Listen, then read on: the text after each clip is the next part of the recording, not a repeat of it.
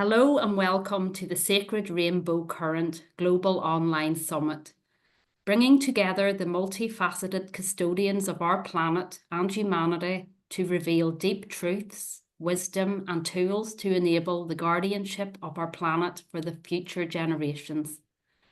Sacred protection, connection, and the holding of earthly and cosmic light portals is potent to humanity's highest timeline ascension. My name is Kerry Bridget McCrory, and I am your summit host and creator, airing from the Coniglen Valley in the Sperrin Mountains of Northern Ireland, Éirú. My mountain is called Spatnaduagh, and my river is the Coniglen Burn that gradually flows into the Owen-Killieu River. Today, I am joining Mary Reynold Thompson, who is soulfully aligned to both the wondrous and beautiful landscapes of England and California in the Americas.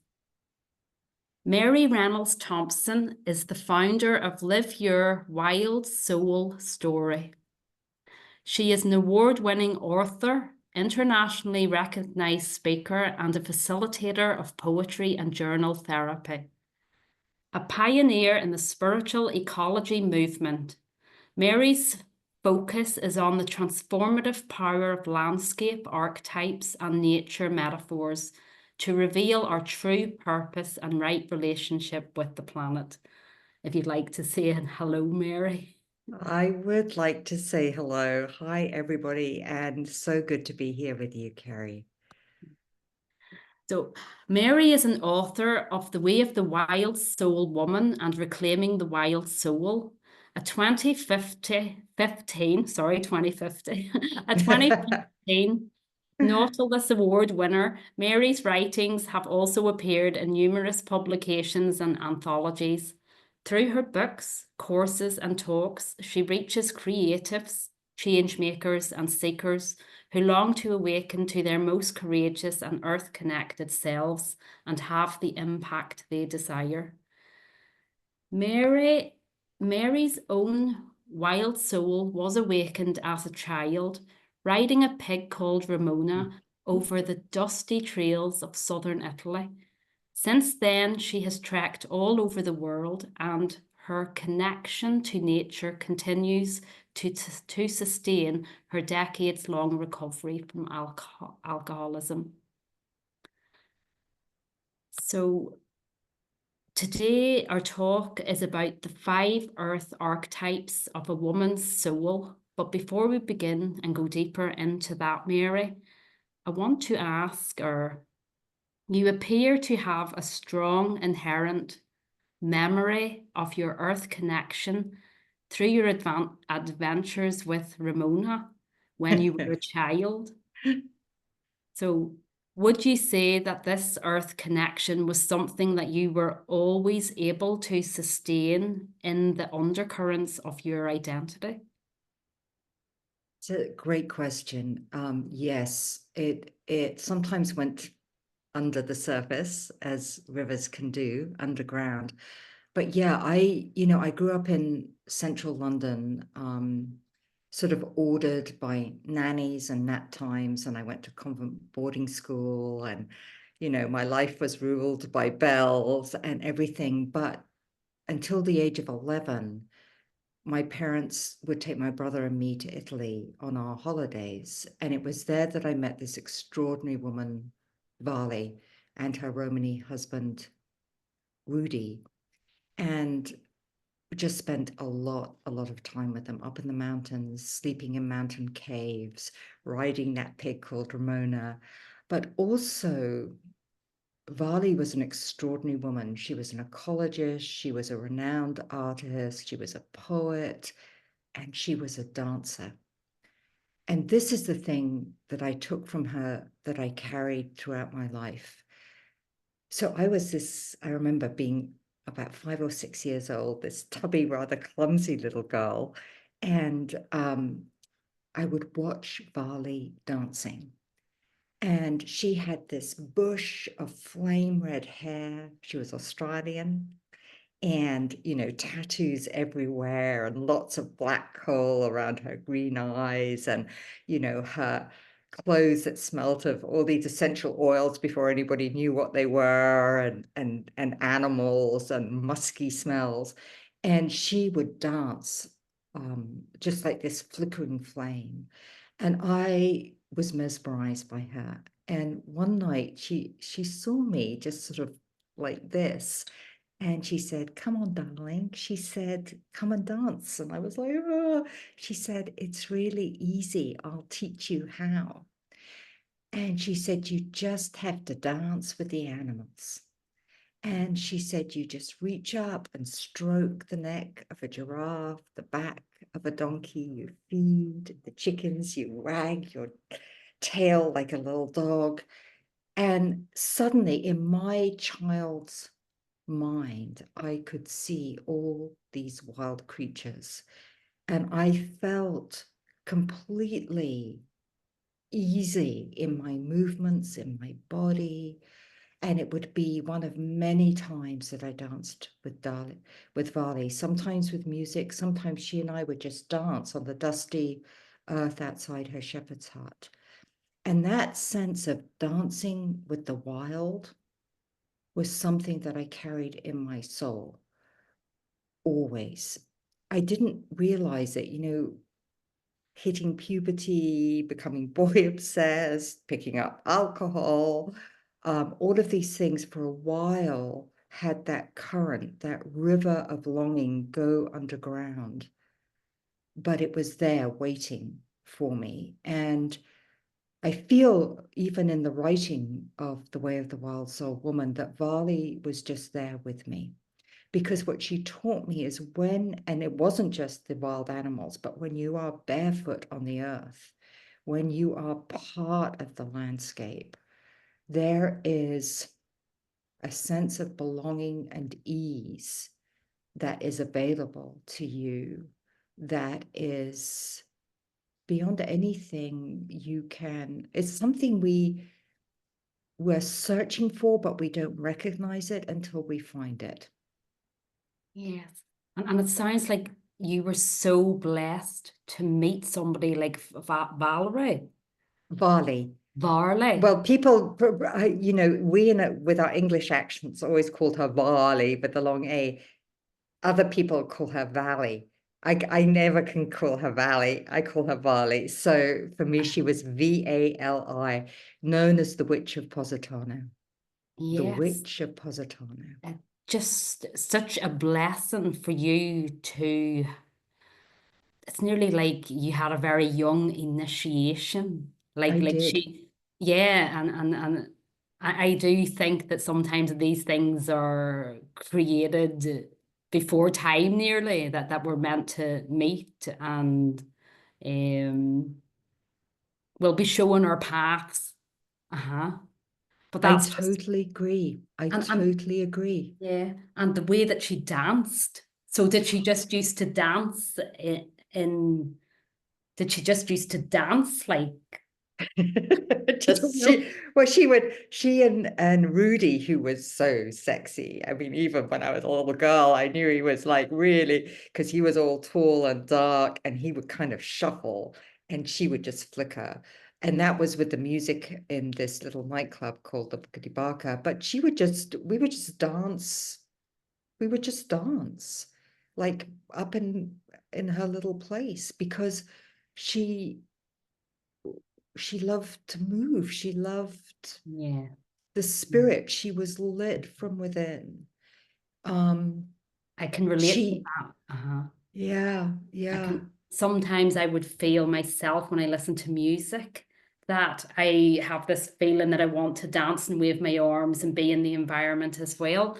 But yes, one of the things that I didn't do, but I remember in 2017, I was blessed enough to have the chance to walk the mountains of Peru and the Inca yeah. Trail.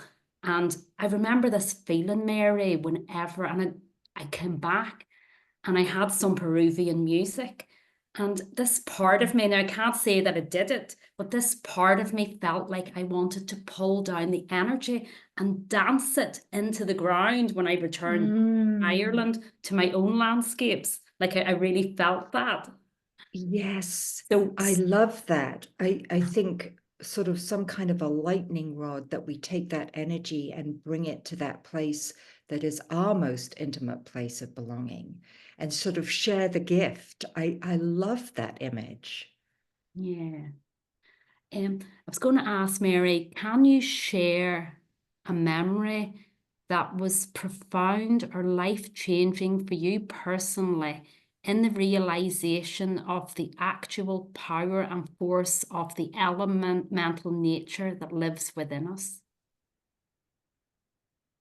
Yes, I can. Well, the one that really comes to mind is, I've been sober almost, well, over 40 years now. I'm getting to be quite an old woman.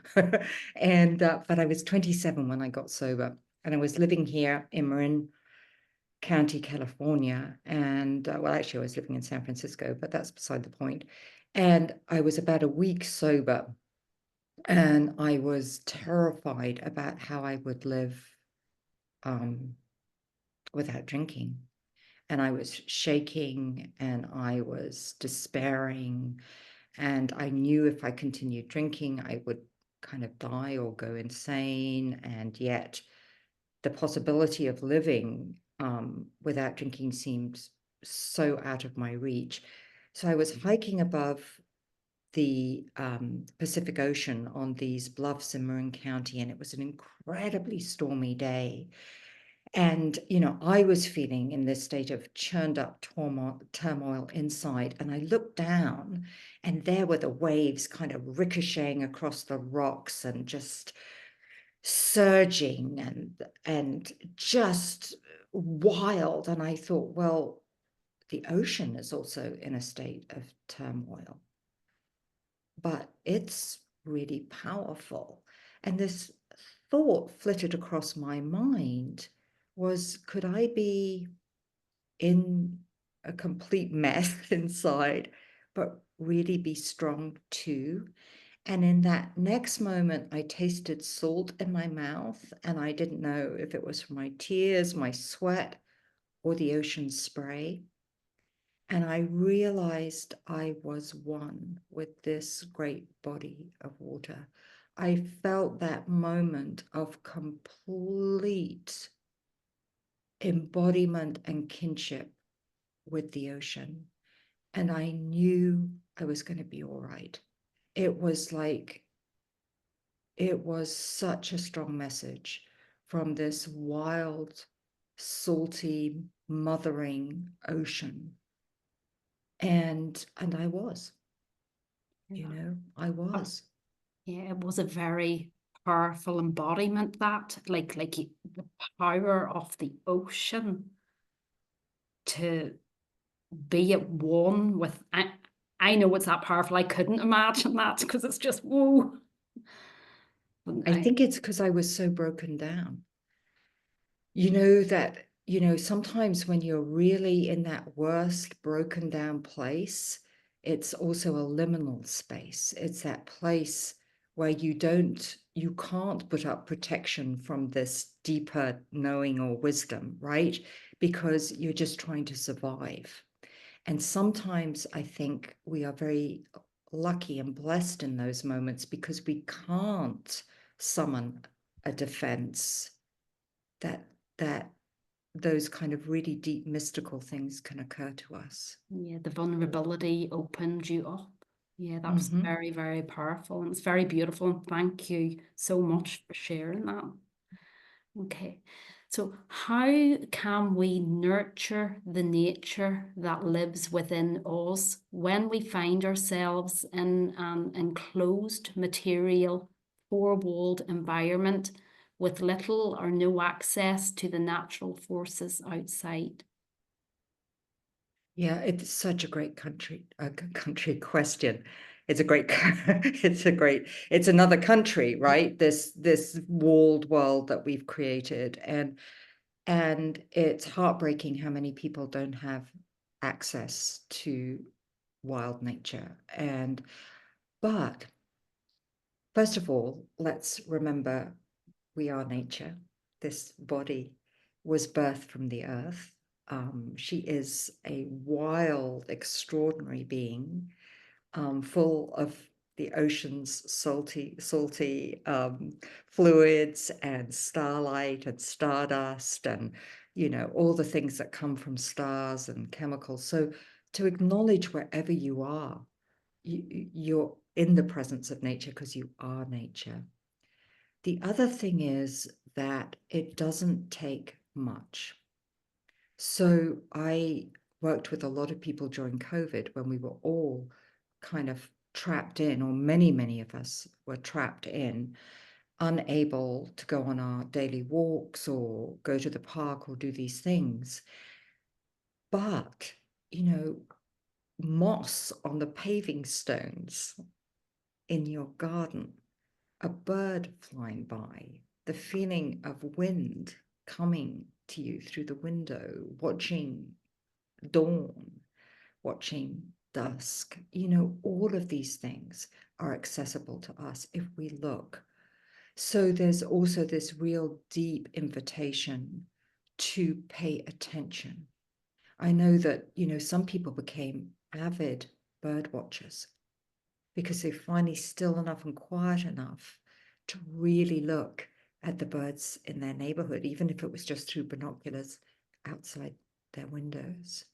The other thing in the work that I do is realizing that the great landscapes of the earth, you know, the deserts and forests and oceans and rivers and mountains and grasslands, don't just exist in the world. They exist in our wild psyches too. We literally emerge from them.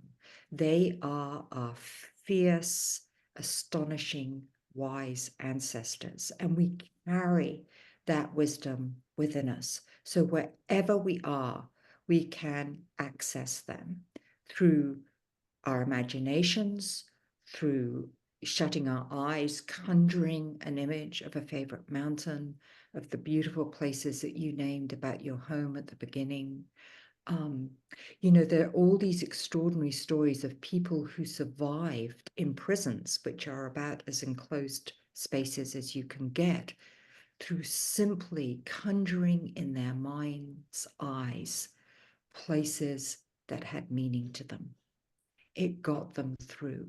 And what we're learning more and more is that being obviously in the presence of the actual mountain is amazing, but your body and psyche don't know the difference entirely. So when you conjure that within you, you can still kind of have those feelings emerge within you in a genuine response without actually having to be in that landscape. Yes, yes, I love the power of that, you know, we can close our eyes, go in, and we can be there, that we can do that. And what you were saying as well about, you know, we are the elements. And like when you think about like as a baby in the womb, we're in that salty water from the very, Mm. very first moment. Mm-hmm. It's it's just it's so precious to know that, because there are so many people now that feel they don't have that access. Or, you know, sometimes I find myself thinking of people, because I live in such an open environment, how do people bring the nature in? And just I'll just mention briefly another wee way people could bring nature in. I work with essential oils as an aromatherapist, is one of the Yes. things I do. So if you have a wee bottle and if you just take the lid off, it just transports you the same way that the mind does. It's another wee way maybe that people could help themselves as well. It's a very powerful way. Another Yes. sense, another one of the Yes. senses. And then Right. I suppose maybe I'm sitting here now as I'm talking to you thinking maybe you could listen to the elements through Mm? all different things. Uh-huh. Through Yeah, the I think this idea of, you know, because I work so much with language, right? That's sort of my way in, you know, studied poetry therapy, journal therapy. This is the world that I work in. And one of the things is to understand that the land is speaking to us always. It is in constant conversation with us. And for many, certainly indigenous people, you cannot separate language from nature. Everything is connected to the natural world. Every image, every sentence, every word. And so I feel that this attuning ourselves to the landscapes, which means going really quiet inside, and instead of kind of tromping through the landscape, you know, with monkey mind going wild, which I have done a million times myself, or thinking I need some exercise, right? Is really to slow down and listen. And what will often happen, as I'm sure you know, is some part of that landscape is going to catch your attention. You're going to notice something that maybe you haven't noticed before. And then you're going to get really, really curious about it. And as you get more and more curious about it, and maybe you get out a journal and begin to write about it, you're going to discover that there is a deep message for you in that encounter, that there is something about you're being drawn to this being that also has meaning for your life. And that doesn't mean that every time we go out, we're just trying to get messages, but we're trying to listen because there is so much wisdom in nature. And we have lost our ability to align ourselves with it, to listen to it, to live our lives according to the natural rhythms that shaped our human destinies for, 200,000 years. And we just, in a blink of the eye, switched off. Yes, what you're saying, Mary, is definitely very true, that whenever you engage with what you have processed, when you're out, what you have seen, I don't know what it is, but when you sit down with the pen or the paper, I find this with dreams as well. You can have the dream, but unless you analyze it and once you start writing about it, a whole array of understanding comes through. So I can see why perfectly that would work with every single aspect that you encounter when you're out in nature. Very much so. Okay. Yes. So what is the way, Mary, of the wild soul woman? There we have the question, the million dollar question. The way of the wild soul woman is really, it's a rewilding process. And so what we're saying is that women have been over domesticated, they have been silenced, shamed, suppressed within a patriarchal culture that has turned them into second-class citizens who have, in order to get approval, in order to survive in many cases, have had to tamp down our true and wild nature. So the way of the wild soul woman is the reclamation of that wildness. And wildness really is just your most natural, authentic, truest, most creative self emerging, because everything on this planet is here to do what it's born to do, right? And when we all do that thing, when we all bloom according to our own gifts and talents, then we create this harmonious whole. So here, if I can just take you through a more sort of visual explanation of the way of the wild soul woman, is there is a real path to follow. So in most transformative journeys, we know that it begins with separating from community. That doesn't mean you physically have to leave home, right? But it does mean that you have to sort of disentangle yourself from all the obligations, all the shoulds, all the musts that are filling your life, and enter the barren wilds of Desert Woman. And here embrace a silence and a solitude that allows you to listen to the whispers of your own soul, right? That allows you to discern between the mirage and the true vision, that allows you to know that you don't have to be doing constantly in order to be enough. The desert is a mistress at knowing exactly how beautiful she can be without expending any excess energy, right? So there, and really at the very heart of her is this question, is what's true?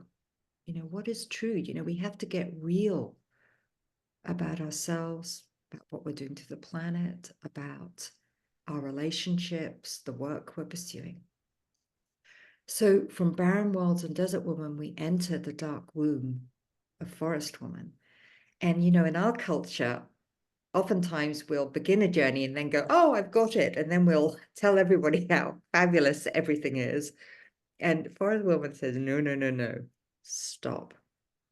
Before you begin to conjure your new life, now that you've let go of some of the old stuff, you have to go deep into your dreaming self. You have to explore all those tender trails. You need to pay attention to your dreams, to symbols, to what is seeded in the very fecund darkness of your own soul. So she's like, slow down, get rooted, get rooted. So which is very, very hard for most of us, because we're so taught to be onto the next thing. But then we encounter Ocean and River Woman and the breaking waters, and you can see the birth metaphor here. So here it's really about when we uncover those rivers, right, of our desires, of our longings, and we surrender to the deep yearnings of our souls. And these are very different from the sort of polluted mainstream things which tell us that we'll be happy if we buy this or we get this or blah, blah, blah. This is a much deeper soul yearning. And so you're going to have to dive deep. You're going to have to find a courage to ask that question, you know, what is it that you really want? And what are you willing to risk in order to have it? Big, big questions. And so then we go to Mountain Woman, and Mountain Woman is like birth. She is manifestation. She is like, you have done this amazing internal work. Now, how are you going to show up in the world? How are you going to visibly live your values? How are you going to take power, but not power over, power with? How are you going to reshape your understanding of power so you can stand in your most powerful self and help your sisters and help us all rise together? And she's very much about finding our voices. This is one of the things that really came to me, maybe because I work so much with language, is how we women need to find our voices, to speak our way, to speak out loud, to be unafraid, to be heard. And it's very vulnerable. To be in your mountain woman self is very vulnerable because you are seen and people will, it's going to happen.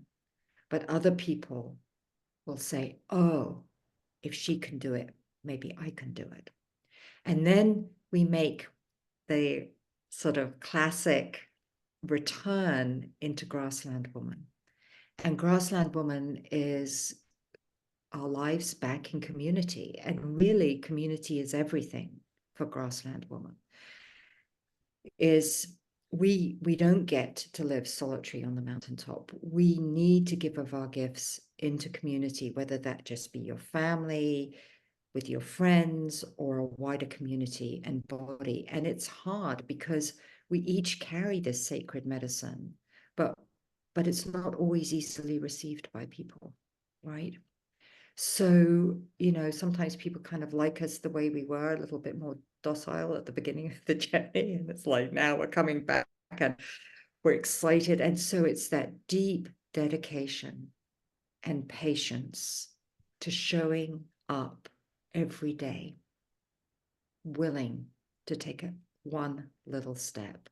And Grassland Woman teaches us that it's the tapestry of connections under the earth, as it's the tapestry of relationships that we build that make us strong and allow us to flourish. So that's sort of the arc of these. And of course, it's so much more to them, but that's a little. And so she's about nurturing the newborn. So it's a kind of very feminine birthing journey. Yeah.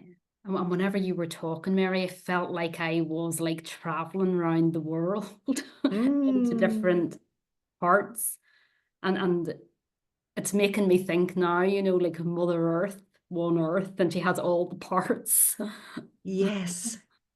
Yes, I think it is, you know, that we are the earth and we do have all these parts. And, you know, I think these sacred landscapes, you know, the ones you talk about, the ones that are deeply personal. You know, I was thinking when you talked about your place, I mean, for me, Mount Tamalpais, our local mountain, is very sacred. And she's called the Sleeping Woman. And if you see her, she's, whoops, I can see. she's, yeah, she is very feminine. And she was deemed very sacred by the Miwok people, who are the first people here. And when I look at her, you know, I don't just look at her. I try and I've climbed well, not every inch of her body, but her, you know, her flesh has been underfoot a lot. I have really, really come to know her intimately over the years. But also to know her within myself. She, to me, is such a model of feminine power because she is majestic, she is gorgeous, but she has soft curves and places to rest. And there's a generosity and ampleness about her that really draws me. Yeah, it's making me want to discover my own mountains more whenever you talk about her. Uh-huh. That's beautiful, really, really beautiful. I know we have a mountain here in the Sperrins Mountain, our tallest mountain, and it's called Savile. And what it actually means in Irish, it means a woman's intimate bits. Ooh, Yes, that's what it yes. means. And you can see if you look at the mountain and the structure of her, it is so obvious the structure of the mountain.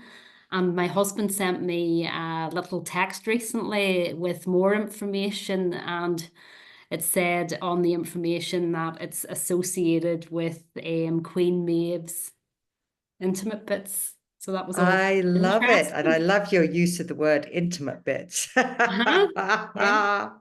Well, you know, um, the word we use comes from cleft of the earth. You know, cunny, and I won't say the word here just in case anybody's offended, but it actually means a cleft in the earth. So it's really interesting that we have this association of a naming of our lady bits. And that's so interesting. Yeah, Yeah, the yeah, Glen I'm in's called Coney Glen. So yeah. There you never even go. thought of that. You're giving me Yeah. more information here. Okay.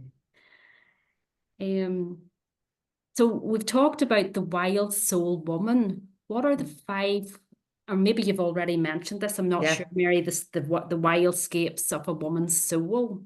Yes, we've gone through those. Yes. The desert woman, the forest. Yeah, yeah. It's very powerful. Well, thank you, Mary, so much for sharing everything you have shared today.